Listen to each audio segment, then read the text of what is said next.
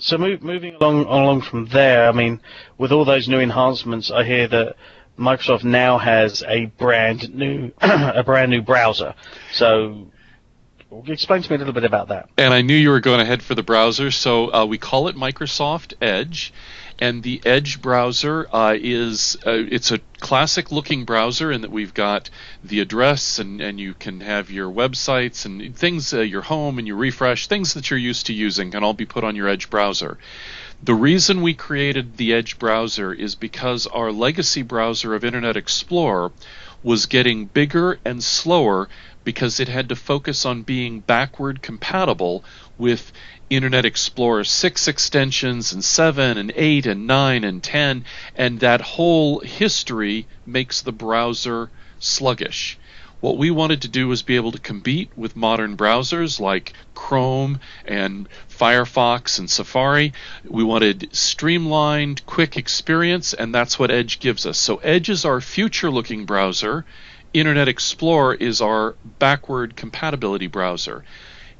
Windows 10 comes with both, and as a matter of fact, I've actually put both of them on my taskbar just to make them easy to get to.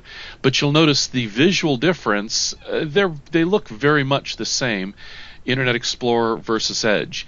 However, Edge has some new capabilities that Internet Explorer doesn't have. So if we think of Internet Explorer as being legacy and backward compatibility, what Edge allows me to do is Edge allows me to let's go to a website. Let's go to a website about some obviously some sports item, and I'm going to go into this particular page, and it's not a messy page, but it's starting to get those pop-ups, and that tends to make the experience a little bit sluggish.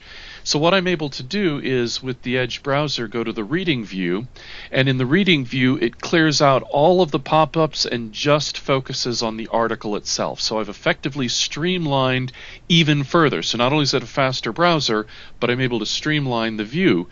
And perhaps there's something in this particular view that I would like to highlight and send to a friend or to a coworker. What I can do is I can come here to the note mode.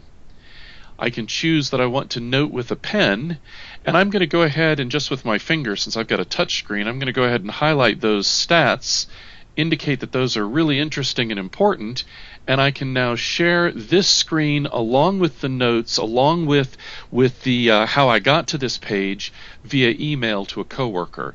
This is part of the Edge experience, that I not only get a more streamlined experience, but I also get an experience that's more robust and richer because I can add this additional information to the information I'm communicating. And by the looks of it, it's not just email. You can actually do OneNote as well, which is an awesome tool. For capturing, for my own notes, exactly, capturing that. Yeah. Yep. So that's great to see that type of functionality. I mean, I'm doing snippets and things like that all the time in browsers and stuff like that. So having that built in to the browser itself makes my life a lot easier. And if you do come across a website that is not compatible with Edge, in many cases Edge will say, this site doesn't work with Microsoft Edge. Would you like us to open Internet Explorer? And you can manually, it'll automatically switch over. Or if you know that the site isn't going to work with Internet Explorer, rather with Edge, you can come up here and you can manually request to open any site with Internet Explorer, and it's going to go ahead and allow that to transfer.